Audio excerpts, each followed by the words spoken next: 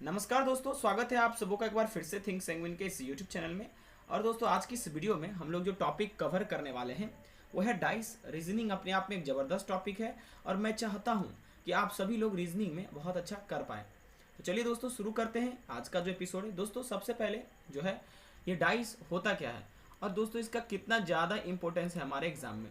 ठीक है, तो दोस्तों देखिए, जो डाइस होता है ना, इससे आपके एग्जाम में जो है ना 1 मार्क्स का क्वेश्चन फिक्स होता है। ठीक है, कि 1 मार्क्स के क्वेश्चन इन्हें पूछना है। तो सबसे पहला प्रश्न ये उठता है कि सर डाइस होता क्या है और इसे कैसे पढ़ा जाता है। देखिए दोस्तों, पहले मैं आपको बता देता हूँ कि आपके एग्जाम में जितने भी आप एग्जाम की तैयारी करते हैं उसमें डाइस के क्वेश्चन कैसे पूछे जाते हैं। एक तो दोस्तों क्लोज डाइस पूछे जाते हैं, दूसरा ओपन डाइस बेस्ड पूछा जाता है, और डाइस जो है सिंबल और फिगर के आधार पर पूछा जाता है, और 3 और उससे अधिक डाइसों के आधार पर पूछा जाता है। तो दोस्तों चलिए देखते हैं आज का हमारे एपिसोड क्या होगा। देखिए, डाइस क्या होता है। सबसे पहले साधारण भाषा में, आप अपने घर में जो लूडो खेलते हैं, ठीक है, आप एक बात बताइए, उस लूडो में आपसे अगर मैं पूछूं उसमें कितने फेसेस होते हैं, तो आप आराम से कहेंगे सर उसमें तो 6 फलक होते हैं। यानी कि फलक का मतलब क्या, उसका फेस। ठीक है, और सब पे कहीं ना कहीं नंबर अंकित रहता है 1 से लेकर 6 तक। यानी 1 किसी पे लिखा रहता है, किसी पे 2 लिखा रहता है, किसी पर 3 लिखा रहता है, किसी पे 4, किसी पर 5 और किसी पर 6 लिखा रहता है। ठीक है दोस्तों, तो आपको ये ध्यान रखना पड़ेगा कि डाइस क्या होता है, पासा किसको कहते हैं। एक सिंपल क्यूब और क्यूबाइड जैसा होता है दिखने में, और आप लूडो से आप अपना अनुमान, लूडो छक्का जो होता है उससे अनुमान आप लगा सकते हैं। ठीक है, और इसमें 6 फेस होता है और 8 वर्टेक्स होता है, 12 एजेस होता है। ये भी मैं आपको समझा देता हूँ। जैसे देखिए, आप अगर एक नॉर्मल दोस्तों क्यूबाइड बनाने का या क्यूब बनाने का कोशिश करेंगे, देखिए मान लीजिए मैं क्यूबाइड बनाता हूँ, तो आप देखेंगे कि इसमें जो है दोस्तों 1 2 3 और 4 5 6 7 और 8 मैंने क्या ड्रॉ किया, लाइन सेगमेंट ड्रॉ किया। ये आपका 9वां है, ये 10वां है दोस्तों, और ये 11 है, और ये दोस्तों आपका 12वां है। ठीक है, आप देखेंगे दोस्तों इसमें 12 एजेस होते हैं, और एक नीचे दूसरा, इस साइड वाला तीसरा, ये चौथा, और उस साइड वाला 5वां और इधर वाला 6ठा। कुल मिला के 6 फेसेस होते हैं, सब पे कहीं ना कहीं नंबर अंकित होता है। ठीक है, आपको इसके बारे में नॉलेज है तो आप बहुत अच्छा कर सकते हैं। चलिए दोस्तों, हम लोगों ने ये समझ लिया कि डाइस क्या होता है। ठीक है, अब आपको मैं बताने जा रहा हूँ कि डाइस कितने प्रकार के होते हैं। दोस्तों देखिए, डाइस जो है ना 2 प्रकार के होते हैं।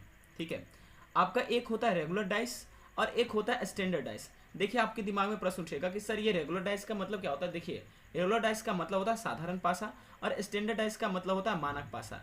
ठीक है, और नॉर्मल सा प्रश्न उठना है कि रेगुलर डाइस और स्टैंडर्ड डाइस होता क्या है। चलिए इसको नेक्स्ट पेज पे समझने का हम प्रयास करते हैं। दोस्तों सबसे पहले रेगुलर डाइस समझते हैं। दोस्तों इसका मतलब हुआ कि आपका ये साधारण पासा।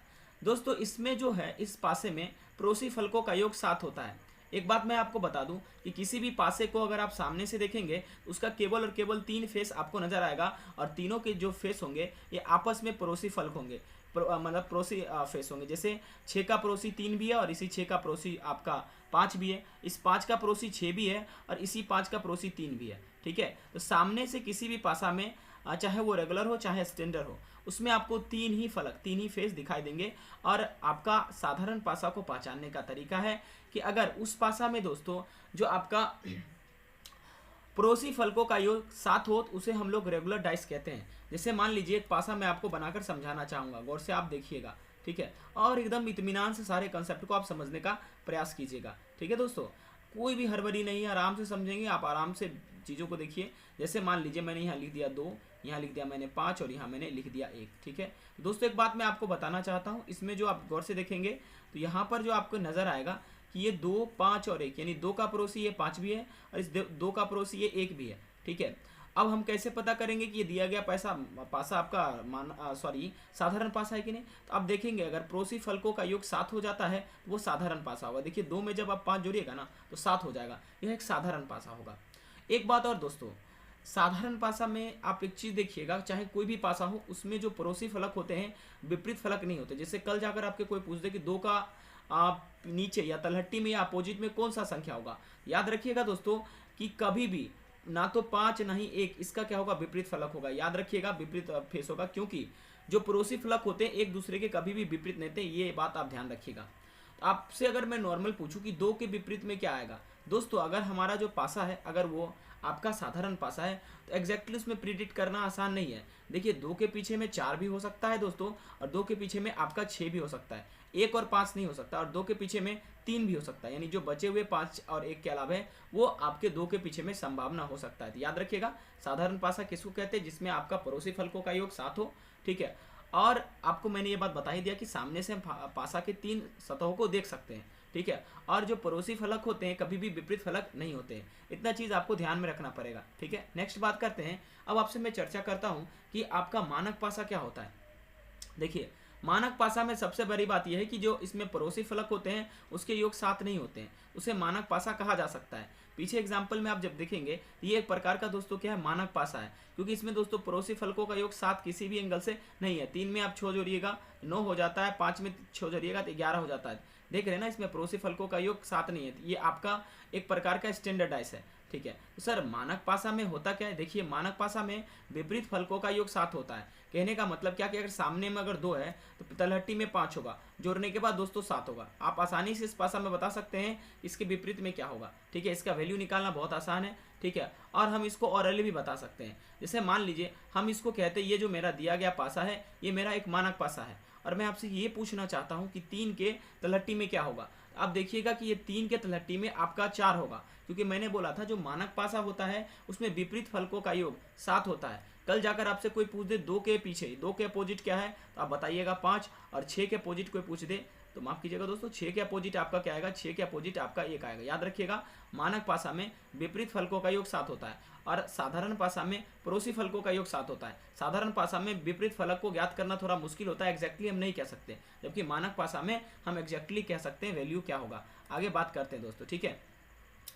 देखिए आपके परीक्षा में ना इस पासा पे आधारित बहुत सारे टाइप के क्वेश्चन पूछे जाते हैं। पहला वो होता है जो सिंगल डाइस पे आधारित होता है, दूसरा वो होता है कि आपका 2 डाइस दिया रहेगा और उसी का एक डाइस का 2 चेहरे दिए रहेंगे और आपको बताना होगा कि विपरीत में क्या होगा, और 3 और उससे अधिक पोजीशन वाला चीज़ें भी होगा। तो 1 बाय 1 करके समझते हैं, ठीक है। देखिए अब मैं आपको कराने वाला हूँ सिंगल डाइस पे आधारित क्वेश्चन। मान लीजिए आपके एग्जाम में एक साधारण सा एक सिंपल सा पासा दे दिया है और आपसे पूछ रहा है इसके विपरीत, यानी जो संख्या उसके फलक पे उसके विपरीत क्या होगा। तो सबसे पहले आपको क्या करना है, उसमें चेक करना है कि किस प्रकार का डाइस है, यानी रेगुलर डाइस है या स्टैंडर्ड डाइस है। रेगुलर डाइस का पैमाने मैंने आपको बताया था और स्टैंडर्ड डाइस का भी पैमाना मैंने आपको बताया था कैसे विपरीत फलक को प्राप्त किया जाता है। चलिए दोस्तों एक एग्जाम्पल से समझाने का मैं आपको प्रयास करता हूँ। जैसे मेरे सामने एक क्वेश्चन है आपका, ये एक आपका डाइस है और मैं आपसे पूछना चाहता हूं कि 4 के विपरीत क्या होगा। तो सबसे पहले आप ये चेक कर लीजिएगा कि दिया गया पासा मानक पासा है या साधारण पासा है। आपके सामने दोस्तों जो दिया गया पासा है यह एक साधारण पासा है, क्योंकि इसमें पड़ोसी फलकों का योग 7 हो जा रहा है, जिससे यह साधारण पासा है। तो 4 के विपरीत में दोस्तों इस अंक को छोड़कर 1 और 3 के अलावा आपके दोस्तों 2 भी हो सकता है, 5 भी हो सकता है और 6 भी हो सकता है। हम आसानी से नहीं कह सकते। आप कहिएगा सर 1 और 3 क्यों नहीं होगा, तो मैंने आपको पहले ही बताया था कि पासा के सामने में जो भी आपको चेहरे दिख रहे हैं, जो भी अंक अंकित हैं, वो उसके विपरीत नहीं होगा, यानी कि पड़ोसी फलक कभी भी विपरीत फलक नहीं हो सकता है, ठीक है। इसका उत्तर दोस्तों 2 भी हो सकता है, 5 भी हो सकता है और 6 भी हो सकता है, ठीक है, आपके 4 के विपरीत में, याद रहेगा। अब क्वेश्चन नंबर 2 देखिए, आपसे पूछा जा रहा है 3 के विपरीत क्या होगा। सबसे पहले मैं आपको क्या बताया था कि चेक कीजिए कि ये किस प्रकार का पासा है। जब आप चेक करेंगे तो आपको दिखाई देगा कि इसमें किसी भी पड़ोसी फलकों को जोड़ने के बाद योग 7 नहीं होता है। इसका मतलब यह स्टैंडर्ड डाइस है, मानक पासा है, आसानी से इसके विपरीत फलकों को बताया जा सकता है। मैंने आपसे पूछा 3 के विपरीत में क्या होगा, मैंने आपको बताया था कि इसके विपरीत फलकों का योग 7 होता है। अब 3 में कितना जोड़िएगा, 7 आएगा, 4, इसीलिए इसका सही उत्तर होगा 4। कल जाकर आपसे कोई पूछ दे इसी में कि 1 के विपरीत फलक का कितने होंगे, 6 बताइएगा, और 2 का अगर पूछ दे आपसे तो आप बताइएगा 5, ठीक है। और याद रखिएगा 1, 2, 3 ये पड़ोसी फलक हैं, एक दूसरे के कभी भी विपरीत नहीं हो सकते। मैं बार बार बोल रहा हूँ, पड़ोसी फलक एक दूसरे के कभी भी विपरीत नहीं हो सकते हैं। चलिए दोस्तों नेक्स्ट चर्चा करते हैं, और मैं आपसे इसमें पूछना चाहता हूँ, कमेंट में बताइएगा 6 के विपरीत में क्या होगा। दोस्तों चलिए मैं आपको ये समझा देता हूँ। 6 के जो विपरीत में होगा, आपको पहले चेक करना है ये किस प्रकार का पासा है, ये स्टैंडर्ड पासा है या रेगुलर पासा है। दोस्तों आपको दिखाई देगा कि यह एक मानक पासा है, और आसानी से हम बता सकते हैं 6 के विपरीत में 1 होगा, क्योंकि इसमें विपरीत फलकों का योग 7 होता है, और 6 में कितना जोड़ेंगे, 7 आएगा तो 1 जोड़ेंगे, इसलिए इसका डी नंबर ऑप्शन दोस्तों जो है वो सही उत्तर होगा, ठीक है। अब दोस्तों हम बात करते हैं एक चीज़ को लेकर कि मान लीजिए कि पासा में जो है जो पासा दिया गया है उसमें दो पासा यानी एक ही पासा की दो स्थिति दी है, ठीक है। आप उसमें कैसे बता सकते हैं कौन किसका विपरीत फलक होगा या नहीं होगा, ठीक है। जैसे आप इस प्रश्न में देखिए यहाँ पर एक ही पासा की दो स्थिति दी गई है, कल जाकर हमसे पूछ दे 4 के विपरीत क्या होगा तो हम कैसे प्राप्त करेंगे, क्योंकि दो अलग अलग पासा, एक ही पासा की दो अलग अलग स्थितियां हैं। तो उसके लिए मैं 3 रूल आपको बताऊंगा, अगर आप वो 3 रूल याद रखेंगे तो आसानी से आप क्वेश्चन को कर सकते हैं, ठीक है। चलिए रूल को 1 बाय 1 करके समझते हैं और आसान भाषा में कवर करने की कोशिश करते हैं। दोस्तों जब आपके सामने में एक पासा की दो स्थितियां दी गई है तो आपको सबसे पहले जो है पहला रूल लगाना है वो एंटी क्लॉकवाइज रूल लगाना है, ठीक है। ये क्या होता है एंटी क्लॉकवाइज रूल, क्या होता है दोस्तों, मान लीजिए कि ये पासा की दो स्थितियां हमारे पास दी है, ठीक है। तो सबसे पहले आपको ये चेक करना है कि इसके जो फलक हैं, इस पासा और इस पासा के फलक में कोई ऐसा नंबर है जो दोनों के लिए कॉमन है। जी हाँ दोस्तों, आप ये देखिएगा दो जो है इस दोनों के लिए कॉमन है, आपको कम से कम एक कॉमन अंक ढूंढना है, दोनों के लिए कॉमन है। तो आप एक बात बताइए, पहले वाला पासा को हम लोग क्या करेंगे, घड़ी के दिशा में आपको माफ कीजिएगा, हम क्लॉकवाइज इसको मूव करते हैं, एंटी क्लॉकवाइज में भी आंसर होगा लेकिन क्लॉकवाइज हम इसको मूव करेंगे। जब इसको क्लॉकवाइज मूव करेंगे तो आप दो के जो है यहाँ पर पासा के 4 आएंगे और यहाँ पर 6 आएंगे, ठीक है। देखिए अगर क्लॉकवाइज चलेंगे यहाँ 4 और 6 आएंगे, और इसी दो का दोस्तों अगर मूव करेंगे यहाँ पर 5 और दोस्तों आपके सामने में 3 आएंगे। याद रखिएगा जो भी इस तरह के मूव करने के बाद जो भी सामने में जो भी अंक आते हैं एक दूसरे के विपरीत होते हैं, ठीक है। यहाँ पर 4 का विपरीत 5 आएगा और 6 का विपरीत 3 आएगा। अब जो बचा हुआ अंक होगा वो 2 के विपरीत होगा। अब 2 के विपरीत में क्या आएगा दोस्तों, देखिए अब 2 के विपरीत में हमने 4 का विपरीत बोला 5, 6 के विपरीत बोला 3, तो 2 के विपरीत में बचा हुआ अंक क्या है, 1 है, ठीक है। तो आपका अगर कल जाकर आपसे पूछ दे कि यहाँ पर जो है कि 4 के विपरीत में क्या होगा इसमें, तो 4 के विपरीत में दोस्तों आप कह सकते हैं 5 होगा, और 6 के विपरीत में 3 होगा, तो 2 के विपरीत में दोस्तों 1 होगा, ठीक है। ये स्थिति कब अप्लाई करेंगे, जब हमारे सामने एक पासा की दो स्थिति दी गई है, कम से कम उसमें दोस्तों एक अंक कॉमन है, तो क्लॉकवाइज उसको घुमाएंगे और क्लॉकवाइज घुमाकर सामने सामने अंक को लिख देंगे, दोनों का दो के सामने सामने अंक लिखेंगे। जो सामने सामने वाला अंक होगा वही विपरीत अंक होगा, और बाकी जो अंक बचेगा वो जो हमारा कॉमन अंक था उसका विपरीत होगा। जैसे कि एग्जाम्पल हम लेते हैं, आप इस एग्जाम्पल को समझने का प्रयास कीजिएगा, ठीक है। मान लीजिए मैंने यहाँ एक ही पासा की दो स्थितियां आपके सामने वर्णन करके रखा है, ठीक है। देखिए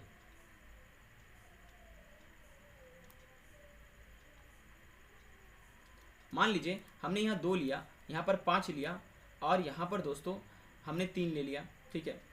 अब दोस्तों यहाँ पर मैंने ले लिया 2, उसके बाद दोस्तों 1, और उसके बाद यहाँ पर हमने ले लिया दोस्तों 4, ठीक है। अब मैं आपसे पूछता हूँ कि ये 3 के विपरीत कौन सा अंक होगा। तो सबसे पहले आपको चेक करना है कि क्या इसमें कोई भी कॉमन अंक है। जी हाँ दोस्तों, इसमें कॉमन अंक है 2, दोनों के लिए कॉमन है, ठीक है, कॉमन फेस। तो आपको पहले वाले पासा को क्या करना है, क्लॉकवाइज रोटेट करना है। तो क्लॉकवाइज रोटेट करते हुए 3 पहला अंक आएगा और दूसरा अंक 5 आएगा, ठीक है। सेम उसी तरह से इस पासा का भी क्लॉकवाइज रोटेशन करेंगे, इसका 4 आएगा और 1 आएगा, ठीक है। जब आप गौर से देखिएगा तो हमने आपसे क्या पूछा था, 3 के विपरीत क्या होगा, 3 के विपरीत 4 होगा, और 5 के विपरीत क्या होगा, 1 होगा। जो सामने सामने अंक लिखेंगे वही विपरीत अंक होगा। तो बचा हुआ अंक कितना है मेरे पास दोस्तों, 6 इसका विपरीत हो जाएगा, 2 का उल्टा दोस्तों 6 हो जाएगा। और एक बात ध्यान रखिएगा, कभी भी आपको इस प्रकार की वैल्यू ना आए जो दोस्तों आपके इस पड़ोसी फलक पे लिखे गए हुए, ठीक है। ओके दोस्तों, तो याद रहेगा आपको। चलिए मैं आपको और बहुत सारे क्वेश्चन प्रैक्टिस कराऊंगा। अब आगे बात करते हैं दोस्तों। देखिए ऐसा पॉसिबल हो सकता है कि सर एक अंक कॉमन आपने दिया, हो सकता है सर दोनों को दोनों अंक कॉमन हो, बिल्कुल। जैसे इस पासा में आप देखिएगा इसमें 2 अंक कॉमन है। जैसे आप यहाँ पर एग्जांपल देखिएगा, माफ कीजिएगा, इस पासा में देखिए इसमें 2 और 3 कॉमन है, इसके लिए भी और इसके लिए भी 2 और 3 फलक पे दिए गए हैं। तो आप ध्यान रखिएगा, अगर 2 अंक दोनों में हमको कॉमन मिल जाए, सेम जैसा मिल जाए, तो जो बचा हुआ फलक होता है एक दूसरे के विपरीत होता है। दूसरा रूल ये कहता है 5 का उल्टा क्या होगा दोस्तों, 4 होगा। अगर आपसे कोई पूछे 5 के विपरीत में क्या होगा, तो 5 के विपरीत में दोस्तों 4 होगा। ये बात आप ध्यान रखिएगा दोस्तों, ठीक है। तो दोस्तों अच्छा, अगला एक स्थिति ऐसा भी हो सकता है कि इसमें से कोई भी अंक समान ना हो, ठीक है। ये भी स्थिति हो सकता है कि कोई भी अंक समान ना हो दोस्तों। जब कोई भी अंक समान नहीं होगा उसमें दोस्तों हम लोग उसके मानकता को जांच कर लेंगे। हम लोग ये चेक कर लेंगे क्या यह स्टैंडर्ड डाइस है या नॉर्मल डाइस है, क्या यह स्टैंडर्ड डाइस है या नॉर्मल डाइस है, हम ये चेक कर लेंगे। अगर ये चेक कर लेंगे तो हमें पता चल जाएगा कि इसका सही उत्तर क्या होगा। ये 3 रूल आपको मैंने बताया, ये याद रहेगा दोस्तों। चलिए क्वेश्चन हम लोग करते हैं, एक बार तीनों रूल को रिवाइज आपको करा देते हैं दोस्तों। अगर हमारे सामने एक पासा की दो स्थितियां दी गई है। तो सबसे पहले आपको चेक करना है कि कम से कम एक अंक बराबर है कि नहीं। एक अंक अगर मिल जाता है तो पहले पासा को भी क्लॉकवाइज घुमाइएगा, दूसरे पासा को भी क्लॉकवाइज घुमाइएगा। सामने सामने अंक लिख दीजिएगा, वही सब विपरीत अंक होगा। बचा हुआ अंक जो कॉमन अंक था उसका विपरीत होगा। दूसरा मैंने आपको ये बताया कि अगर दोस्तों कम से कम दो अंक कॉमन मिल जाते हैं तो बचे हुए अंक एक दूसरे के क्या होंगे, विपरीत होंगे। अगर कोई भी अंक कॉमन ना, तो हम उसमें चेक कर लेंगे कि स्टैंडर्डाइजेशन